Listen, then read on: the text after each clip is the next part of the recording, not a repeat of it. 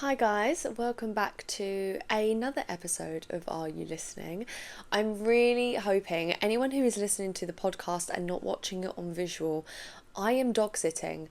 So I'm really trying my best to not move too much because she's finally fell asleep. I tried to record the very beginning of this episode a second ago and she just was moving all over the place and crying. She seems to have settled now. My partner's mum is on holiday, so we are dog sitting. Luna is going to be a good girl and I'm hoping she's not going to cause too much of a problem. But yeah, welcome back guys to another episode of Are You Listening? By the time this goes out, my first intro episode will be live, which is really exciting, and yeah, I'm very thankful to anyone who's listened to that. And yeah, I already am really excited, and I don't know, this just feels really good. This feels good. And I spoke to a few clients about it and everyone seems really, really excited. And yeah, we're going to jump straight into the episode. So going onto my notes app this week and going through my weekly thoughts, my weekly thoughts list for the week. The one I have chosen to go through with everyone today is we haven't met some people who will become some of the most important to us. So it's just interesting to think, I'm 6 months away from 30 and there are some people that I haven't met yet that are going to become so important to me. And I kind of wanted to go off of the basis of that to talk about friendship in our 20s and going into our 30s and how that changes. So yeah, kind of friendship in phases, let's say. So to start, and I did actually mention this in my first episode, my core group of friends, who I would consider my core group of friends, I've been friends with since school. So I've been friends with since I was about 11 or 12. And yeah, I've been very, very lucky with my group of friends. My parents have always said that, the girls that I am friends with are really, really good girls and I'm very, very lucky. But that's not to say that our friendships haven't changed over the years and I haven't made new friends and lost friends and things like that. So yeah, I have been friends with most of them since secondary school, which is crazy, to think we was about... genuinely cannot remember how old you are in year 7. But I think you're about like 11, 12 sort of age. So most of them I've been friends with since then. And bear in mind I'm 29 now. That's like coming up to like 17, 18 years. That's just absolutely mind-boggling when I think about it. And it's funny because it's so easy to maintain the friendships you have at that age. And you see them every single day. You're in school with them. You are in lessons with them. You spend so much time with them that friendships are easy. And then obviously you spend your out of school time with them same people. I grew up dancing as well, so I was quite lucky. I had my core group of friends from school and then my group of friends from dancing, and I had a lot of people around me who were incredible and had great friendships with. And although I do still have a lot of them friendships and I'm grateful for it, they have changed, and some of them, I don't want to say we're not friends anymore, but obviously, like I said, they shift, they change as you get older, and they kind of go through different seasons as you go through your adult life. Through your 20s, your friendships change completely. When you leave school or move school or whatever, I went from secondary school to sixth form, and that was the first shift from 16 to 18.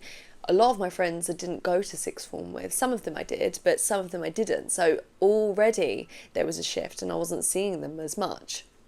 And then after that, going from sixth form to kind of college or working, a lot of them were working by that point.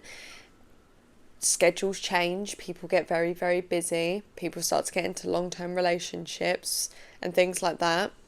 Your 20s, your friendships change. And I do think that a lot of it is to do with, one, I think the fact you're just not around them as much anymore. But two, where you are at in life. You know, a lot of my friends that went straight to work made a lot of work friends, and their colleagues almost became their friends, and they became busier in that way, and seeing them friends than obviously, say, you know, spending time with us. It became harder to make plans to see friends. Yeah, you almost become closer with the friends that you can relate to more. So say, for instance, the friends who, I'm sorry for the snoring in the background, that is Luna sleeping. She's being a good girl, but she is snoring a lot. Yeah, say like the friends who are obviously in long-term relationships or in relationships probably become closer, and the girls who are, say, single become closer because that's what you can relate to. You want to do the same things. You know, the girls that are in relationships probably don't want to see their friends as much or don't need to see their friends as much. But the girls who are single, you rely on your friendships a lot more when you are single. So, you know, you do naturally gravitate towards each other more. And at the point I'm at now in my late 20s, you know, me and a lot of my friends are at very different stages. You know, some planning weddings. I've got a friend that's had a baby. I've got a friend, you know, friends that are single. I've got friends that are just, you know, slowly going through the phases of like buying houses, getting into relationships. Like, we are all at very different points in our lives.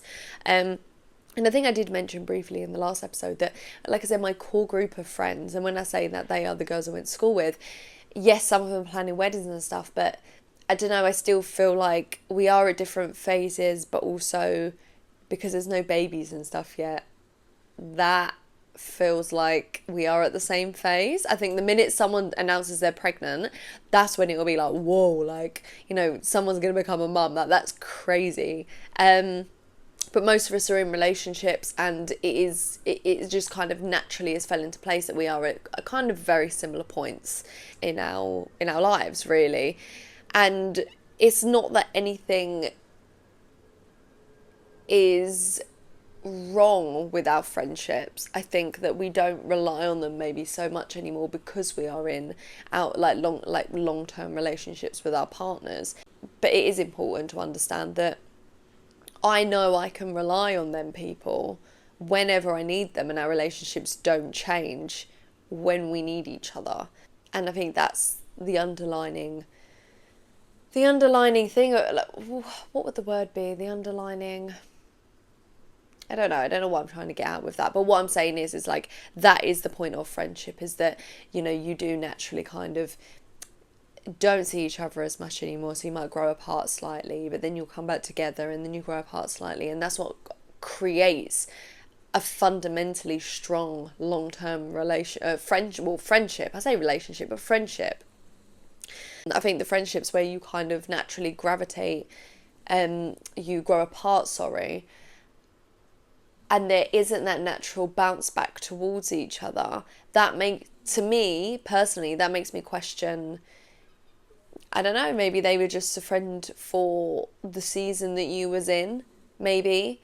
But yeah, no one really tells you how kind of weird friendships through your 20s can feel, and it can actually feel really lonely, I think, sometimes. As much as if you know your friends are there, where you're going through different phases, or there is that naturally really big shift from seeing each other every day to then not seeing each other every day, it can feel really lonely. It's bizarre. But one thing that I've personally found, I think I'm very, very lucky, is with my job. You know, I work one-to-one with people in a very kind of vulnerable state with a lot of women. And it means that I have the opportunity to get to know people on a much deeper level than the average person does. And I think that's why, like, I like having really in deep conversations. Like, don't get me wrong, it's lovely to talk about the weather, talk about holidays, things like that. And I do have a lot of conversations like that with clients. But there is nothing I love more than having a really in-depth conversation with someone, or really finding out the nitty-gritty about someone, or talking about an issue they're having, or something like that. Something that fills my cup. And I think that's why I'm very good at my job. As much as, you know, technicality kind of wise, obviously I've got to be good at the actual craft of doing lashes and brows. I love my job because it means that I'm a real people person, and I can really get to know someone on quite a vulnerable level that most people probably wouldn't speak to other people like that unless they're speaking to a therapist. And yeah, it's funny. Like I've written down here that the funny thing is that some of my closest connections aren't even with my friends. They are with clients. Some of these clients I've never ever seen outside of in my studio, but I know more about them and I know more about the real kind of hard parts of their lives than some friends that I've got. I've got some friends that aren't naturally the sort of people to open up about things, and clients, it's very different. So I find that bizarre, but yeah, it's kind of that real kind of unexpected intimacy that you have with people when you do the sort of job that I do. And I know not everyone loves kind of like, not everyone does wear their heart on their sleeve like I do, and not everyone likes to talk really deep and get into feelings and things like that, and I completely understand it, because I think a lot of people feel that's really draining. But for me, like, it really fills my cup, and there's nothing better than talking through something with someone. They come into my studio and you can feel something's really heavy, and then you talk about it with them and you can see that they're lighter by the time they leave. Like, to me, that is just incredible. But yeah, I would consider some of my clients really good friends, but I have never seen them outside of my studio. And I do question sometimes. Some friends were clients and they have just become friends. I'm really lucky in that way.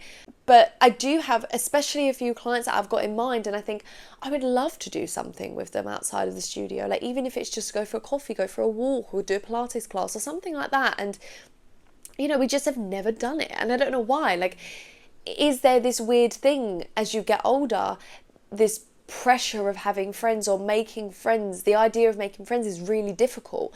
And even though, or I suppose a lot of people argue, like, where am I meant to make friends in my 20s? Yes, you can obviously make friends with colleagues, things like that, but making friends is really hard in your 20s.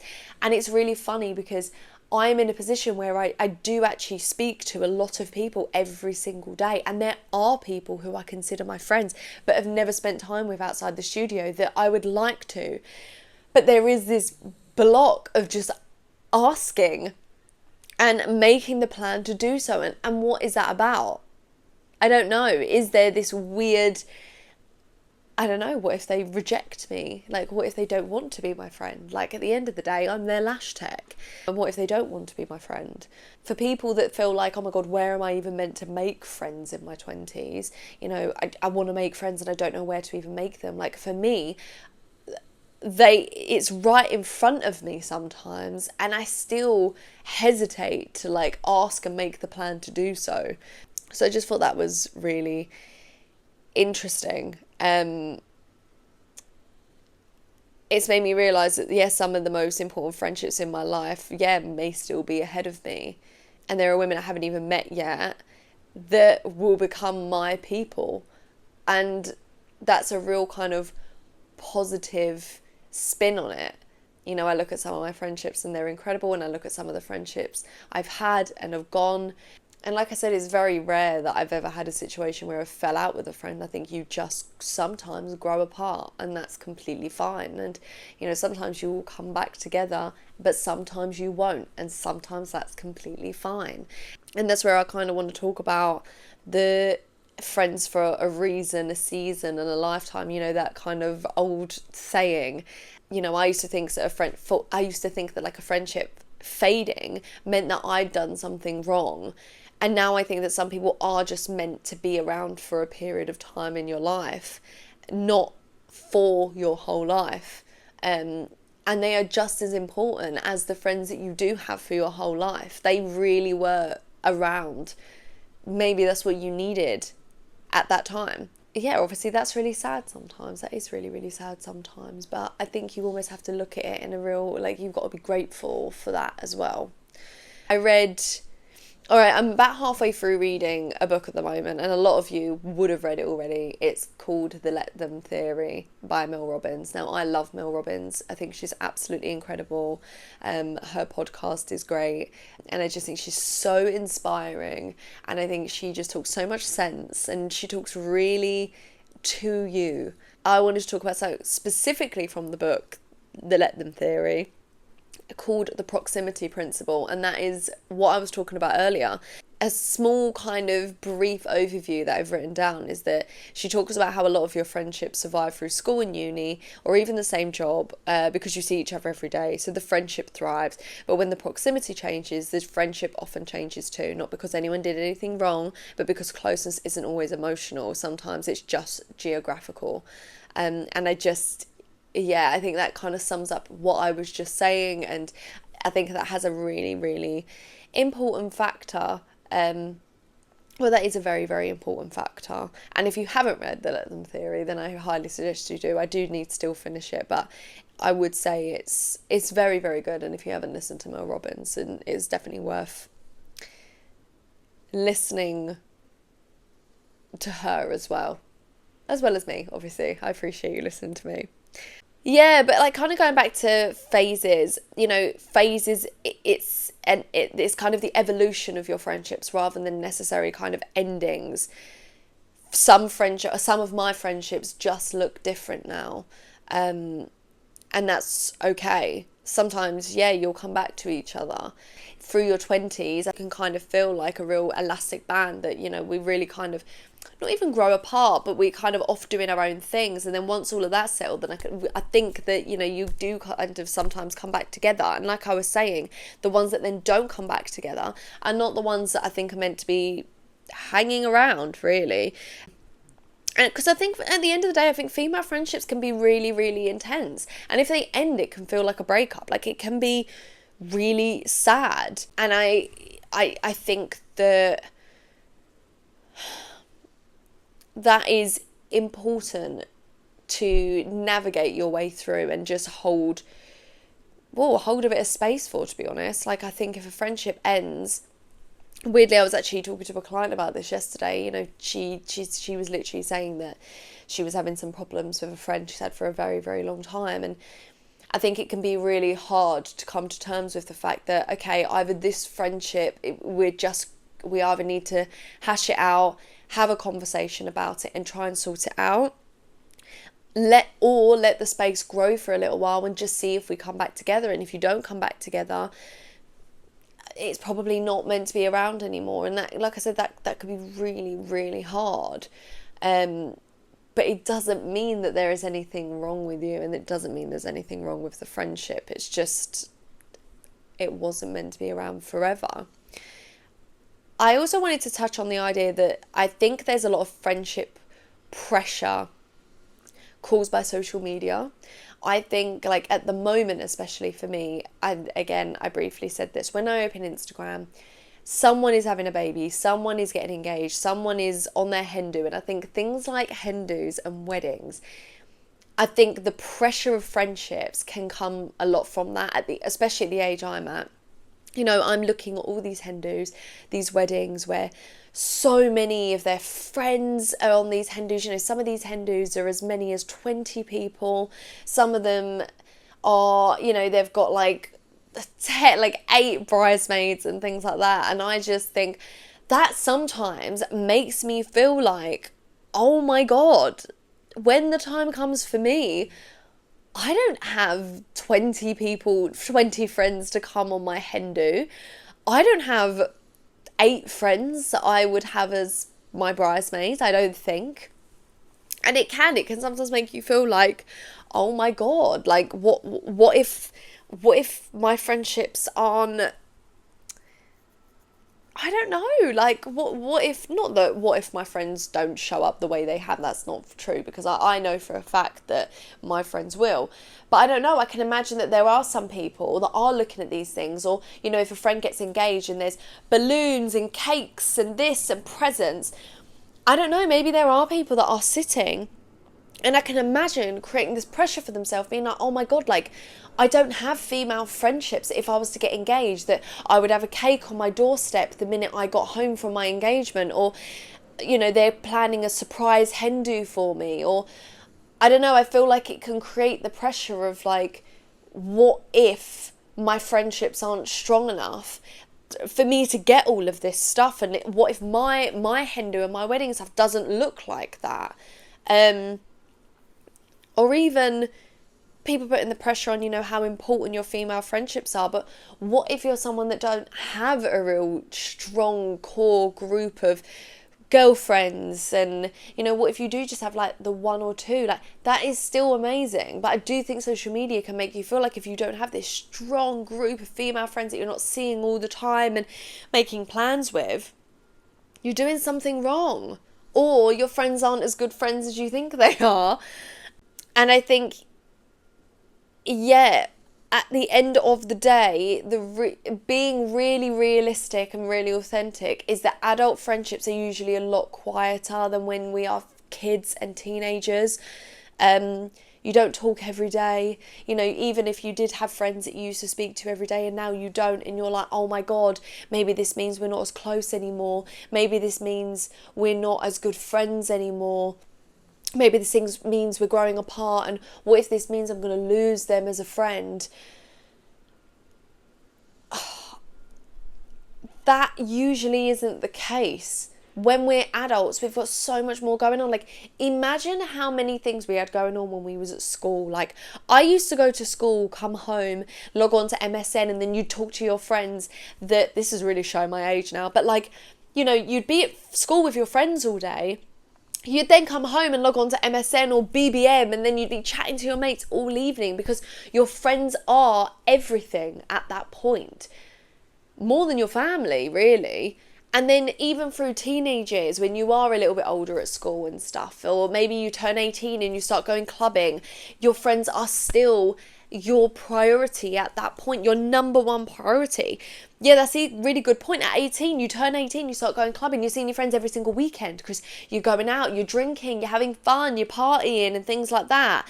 And then as things start to calm down, like when I stopped partying so much, I don't drink now. Like, I'm not teetotal, but at the end of the day, like, I don't drink. I cannot remember the last time I got drunk. And I will talk about, I will do an episode on kind of like, again, how things like that change as you get older. But I don't really drink. And actually, that's another point I want to make. And I feel like I'm really jumping around, but this is what I wanted this podcast to be about. I really wanted it to kind of be my thoughts and the way that I'm thinking.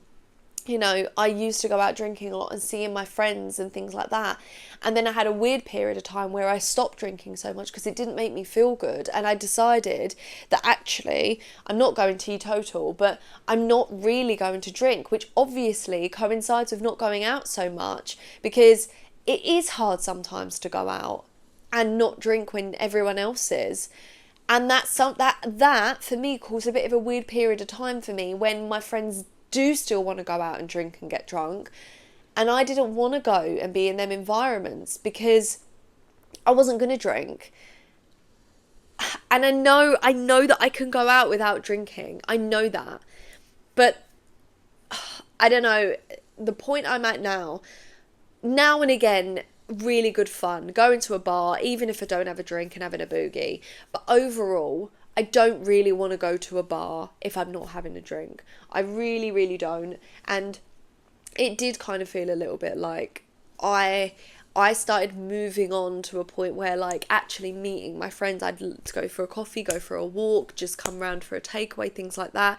And a lot of my friends who actually have a lot of corporate jobs, naturally you will go for drinks after work and things like that. So I probably did grow out of that a little bit quicker, because my studio is at the end of my parents' garden. So I'm not finishing work and then, walking outside my corporate office and, everyone's going for a drink, or everyone in the office is going for a drink, let's go for one. I am not in that environment. So naturally I would just finish my day of work and go home. But yeah, I did find it a little bit hard for a while, and it kind of seems to have calmed down a little bit now, and I feel like it's steadied out, but it was difficult when it felt like there was a period of time that I would only see my friends if I wanted to go out and drink with them. And like I said, my friends are really, really good fun, and I definitely could go and have a really good time and not have a drink. But it is difficult. So if there's anyone listening who is also in that kind of same phase where, the people around them want to go out and they want to drink and they want to do this, but they don't want to do that, I hear you, like that's really difficult. And I think maybe just having conversations with them, and if you do end up seeing them, I don't know, on the occasion when you're not drinking, then just voice the way you feel and just say that, you're not in a headspace of wanting to go for drinks and stuff, but you miss your friends and you want to still see them. And try and initiate plans. Who wants to go for a walk on Sunday? Does anyone want to join this class I'm going to? Does anyone want to just come around for a takeaway? And I think another thing that's really funny about that, and again, how friendships kind of change over time, and I like it because I'm just talking about from kind of my experience with my friends, and how things have completely changed, is that if we were making a plan, it would be like if everyone couldn't come, then we'd have to move the date and have to do another date. And it kind of got to the point where it was really, really difficult to make plans because some of the girls have got so many plans and some are always free. So it really felt like, the girls that were always free obviously want to still see each other. And it's like, oh, come on, like, I really don't, I could really do with seeing the girls on that day. But because everyone's not free, we're going to move it. It had to get to a point where we had to start, look, this is the plan, this is the day, who can come, no stress if you can't. And that has been a lot easier, and that has taken the pressure off. And it also takes the pressure off, the days you really just don't want to do anything. Last weekend, when I was at home, I invited the girls around and I was like, look, I'm free in the flat, no one's around, my partner's away, who wants to come around for a takeaway? Now, I know it's summer, there is a lot of plans flying around and I know that not everyone is free. And in the end, only one of the girls were free and I was like, it's lovely, still come round. And we had a really, really nice evening. If one of the girls had turned around and said, no, they was all busy, so they couldn't come. But if one of them had turned around and gone, do you know what, I've had a really long day at work, a long week at work, I really just don't fancy it this weekend, I would not be offended. I would be like, do you know what, I get that. Because there are so many times where I have had to get to the point where if I don't fancy doing something, I'm not going to go. The drinking was the first thing. But now, if there genuinely is a reason, like I've stopped saying yes to things that don't align with what I want to do, or, I don't know, that I can't afford it. And I'll be honest about that. Whereas in my early 20s, I would have just stretched and made it work. In my later 20s, I feel a lot more comfortable with just being honest and being like, do you know what, budget-wise, it just doesn't fit with what I can do right now. If I don't want to do something, I'll be really honest and I'll just be like, do you know what, could we do another weekend? And I think that really strong friendships mean that you can be honest and you can voice that you feel like that, rather than, oh, like, you just don't want to go. Oh, like, I'm busy. And then it turns out you wasn't busy. That's a bit, if anything, that's going to destroy your friendship more than just being like, don't fancy it, could we do next weekend instead? Friendships are weird when you think, but friendship, like we always talk about relationships when it comes to partners, but like your relationships with your friends are very similar. I suppose it's a little bit different in a way that, with a partner, you really have to nurture it kind of every day to make it work. With a very strong friendship, you don't have to work it every single day. As long as there is effort on both ends, as long as there's communication on both ends, you're both understanding that, life is busy, life gets in the way. Sorry, I haven't replied to this, because I'm also really bad at that, really bad at replying and stuff, and I will be like, sorry, like, I'm really sorry that I haven't replied to this in a while. There's been a lot going on and things like that. But yeah, it's a weird one. It is a weird one, especially, yeah. I think the fact that if I'm talking about them friends specifically and how I look at how they've changed throughout my 20s, it's kind of mad. But we are all so solid and comfortable with each other that I feel like, yeah, they're almost just like family at this point, that, I wouldn't speak to some of my cousins for ages and like, you still love them. So it's very, very similar. So just to kind of close this episode, I have written down here, like, I'm learning to hold on to friendships more loosely, let them stretch and change, and trust the ones that are meant for me will always find their way back.